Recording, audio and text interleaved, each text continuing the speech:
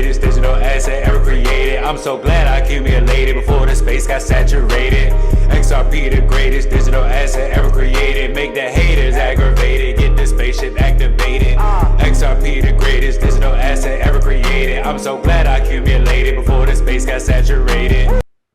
Nobody will use Bitcoin anymore. It's old, clunky, slow, expensive, with zero privacy. Nobody uses it. It's a piece of shit that the world has not understood yet.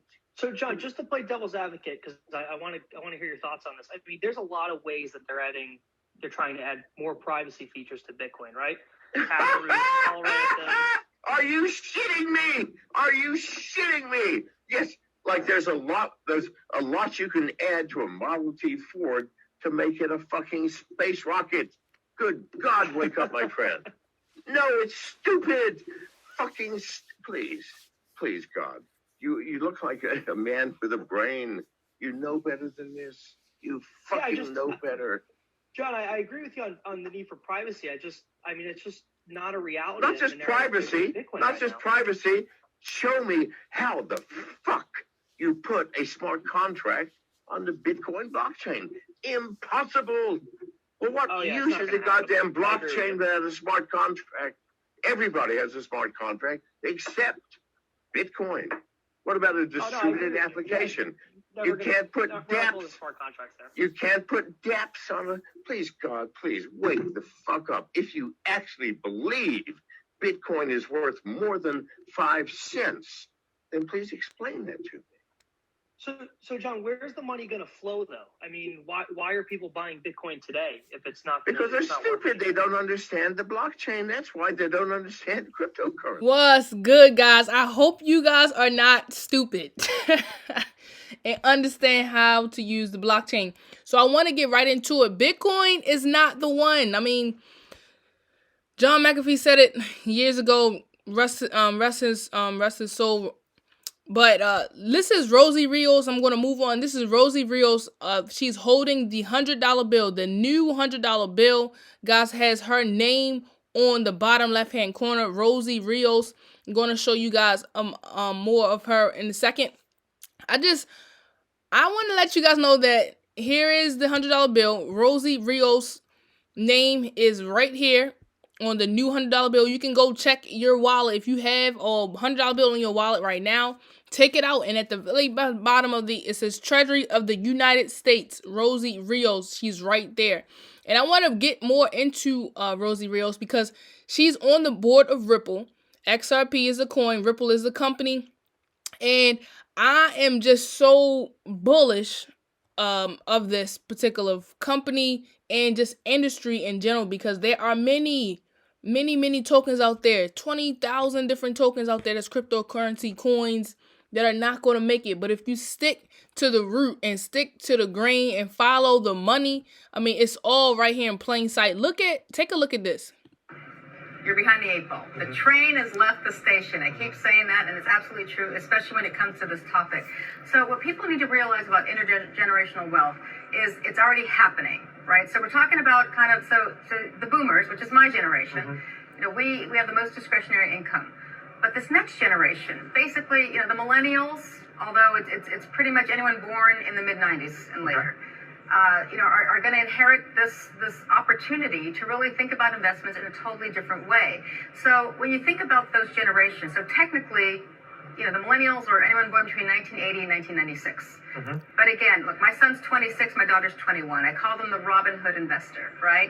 But in reality, these are kids who grew up with the internet, right? So anyone who's grown up with the internet, they see the world as very flat. It's no longer what they're taught at home, what they're taught in the classroom. It's what they see. It's what they've learned, the good, the bad, the ugly of the internet. They're very tech savvy, they're very confident, but they don't have the experience that perhaps a lot of wealth managers, financial analysts, managers, etc. need to really understand how to think about their investments. So for me, it was very important that I get into their heads. My daughter's 21, my son is 26. When I left the Obama administration in 2016, after serving both terms, I studied these kids, I call them kids, for 2 years at Harvard. And I really wanted to understand kind of the social, political, economic way that they think and how they behave. And for them, it's kind of this one and done world, right? It's set it and forget it. Right. Technology means everything to them. They're very, very confident, they're very progressive, and they're very savvy. But again, they lack a lot of the world experience that my generation still has.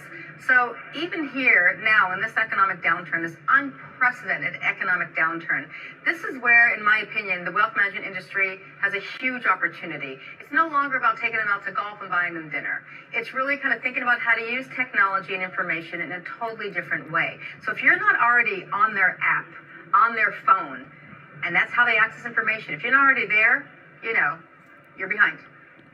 And I love Rosie Rios. I mean, guys, you guys can check her out on Twitter right here. Rosie Rios. She is the 43rd Treasury of the United States. And she speaks because like she just said, she has children who are millennials. She understands how we think. She studied some children at Harvard. And we've been through a lot. Millennials been through a lot as far as the 2008 crisis, the C word, the vaccines, the house market crashing, things. We've been through a lot, and we understand how money works, but we don't have the experience to basically put it out on display. But we know what we want far as money, how quick, how fast things move, and at the speed of light. And millennials, we just don't have that experience. And I always say that all the time. And Rosie Rios is in that position, who has a much experience than me as far as money and talking to the correct people and opening correct doors. But we understand we want money to move as fast as emails. And this is so funny, guys. I watched this again. So check out this video. I'm going to play it. It's so sad because Gary Gensler is supposed to be for investors, and he's doing the total opposite than what I thought he was going to do in the SEC. Watch this.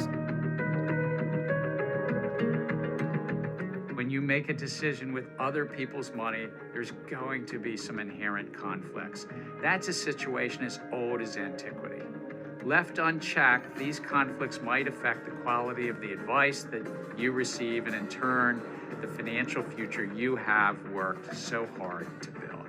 There are built-in certain concepts embedded in our regulation to protect you. These obligations protect all of us and build trust in our financial system. If you think that investment professional might not be following these standards, reach out to us. So I'm going to leave it at that. I want to keep moving. But in a nutshell, they tell us one thing and they do another. Gary Gensler said, if you need help or feel like some type of investor is not doing you right, come to us. And if they come to you, you'll get sued, right? So it's like, you don't know what to do in this field, so you might as well go and do your own thing. So this is a website. I'm going to send the link. I'm going to have the link at the bottom. This is a website talking about XRP, the end game. I really highly recommend that you guys check this out. It's only 15 minutes. Listen to this. About 1 minute. Let's listen to this.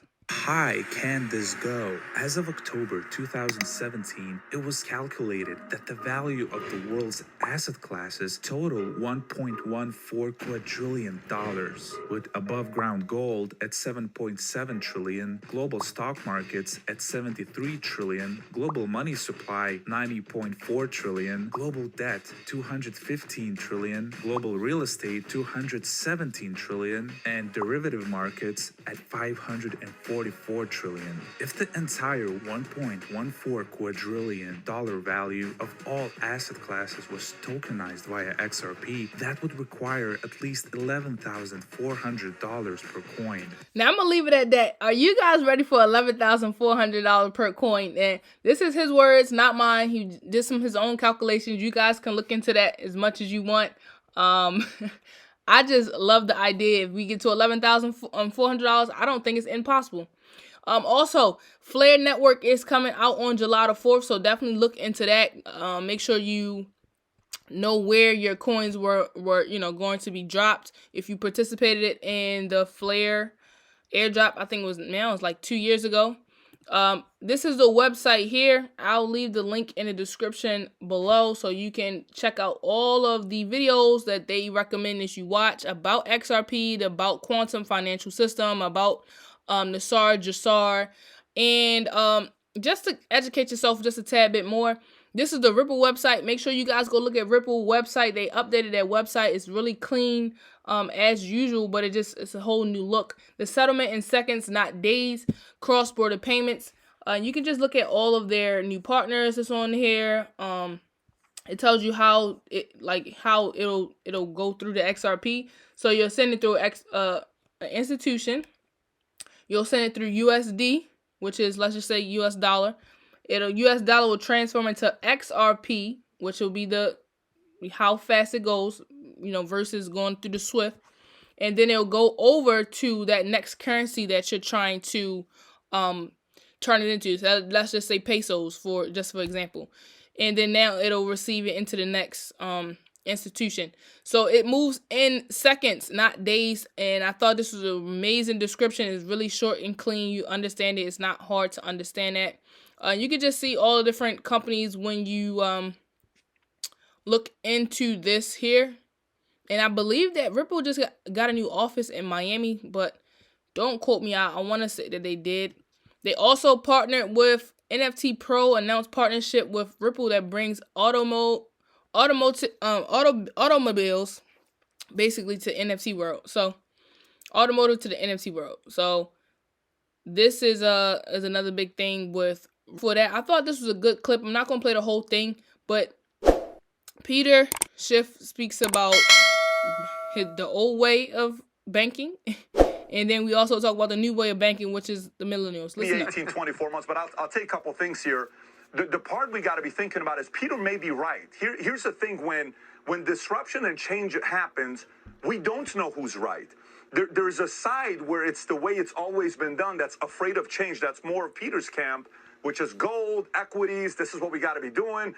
They have no clue what they're doing. It's a scam. It's this. They're just trying to pump and dump, and you don't know what we're doing. Okay, fine. He may be right, but he may also be wrong. And then there's the other side, which the younger generation is saying, Peter, we just don't like the way you've been doing things. We don't. We just don't trust the Fed. We would trust gold if our money was backed by gold, but it's not. And your dream of the government and our currency being backed by gold, it's going to take a lot of convincing and a lot of powerful people to say yes for that to happen. So because of that. Now, and I'm going to leave it at that. You guys can take the whole look at the whole 4 minutes. But we don't trust the government. We just don't. Listen to this here. I'm going to leave you all with Mark Malls. You guys can take a look at him. I love his videos. The system doesn't want to give up power. And of course, it's fighting a new system. And so we see this all over the place. We were talking about how they're trying to say that Bitcoin is used for illicit transactions, but really it's the banking system that's used for illicit transactions, knowingly and willingly enabling organized crime and fraud, and these banks have paid out big fines. As a matter of fact, Bank of America has paid out since the great financial crash. Bank of America has paid out $76 billion, $76 billion in fines. 76 billion. JP Morgan's $43 billion in fines. I mean, that's just insane. I mean, it's insane, guys, but we're trying to figure out a way to get out of this financial system, which is digital assets. And make sure you like, subscribe to the channel. Peace.